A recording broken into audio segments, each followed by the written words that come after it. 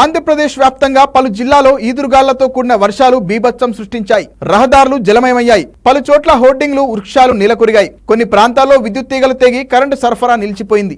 ఏపీలోని వైఎస్ఆర్ జిల్లాలో గత 2 రోజుల నుంచి విస్తారంగా వర్షాలు కురుస్తున్నాయి.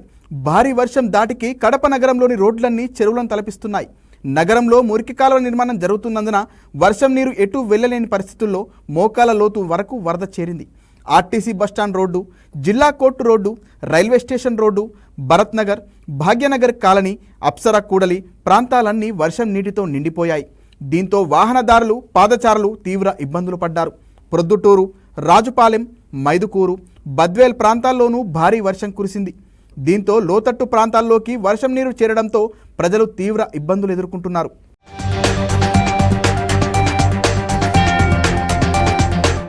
అలాగే గుంటూరు జిల్లా తెనాలిలో భారీ వర్షం కారణంగా జనజీవనం అస్తవ్యస్తమైంది.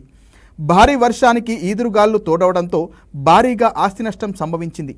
గంటన్నర సేపు కురిసిన వర్షానికి లోతట్టు ప్రాంతాలు జలమయమయ్యాయి.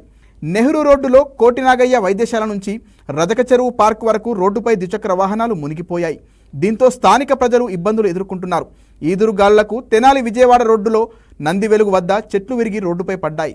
దీంతో వాహనాల రాకపోకలకు అంతరాయం ఏర్పడింది. నందివెలుగు కూడలిలో ఏర్పాటు చేసిన భారీ హోర్డింగ్ విరిగిపడింది. అలాగే నందివెలుగు నుంచి గుంటూరు మార్గంలో ఇరకలపూడి అడ్డరోడ్డు వద్ద విద్యుత్ లైన్లు తెగి రోడ్డుపై పడటంతో వాహనాల రాకపోకలు నిలిచిపోయాయి.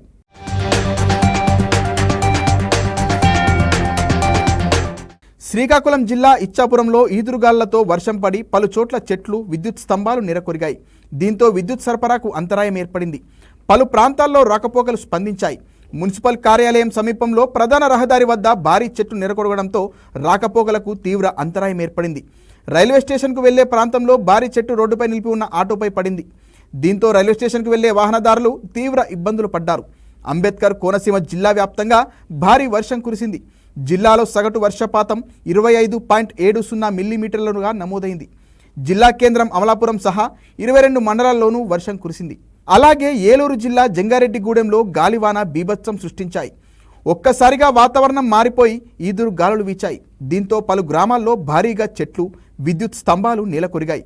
జంగారెడ్డిగూడెంలో ప్రచార హోర్డింగ్ ద్విచక్ర వాహనంపై పడటంతో ఓ వ్యక్తి తీవ్రంగా గాయపడ్డాడు. బాధితుణ్ణి స్థానికులు ఆసుపత్రికి తరలించారు. జంగారెడ్డిగూడెం నుంచి ఏలూరు వెళ్లే ప్రధాన రహదారిలో గురవాయిగూడెం వద్ద భారీ చెట్టు రోడ్డుకు అడ్డంగా పడడంతో వాహన రాకపోకలు నిలిచిపోయాయి. అలాగే దేవులపల్లి వద్దనున్న తాటి చెట్టు విద్యుత్ తీగలపై పడడంతో కరెంటు సరఫరాకు అంతరాయం ఏర్పడింది.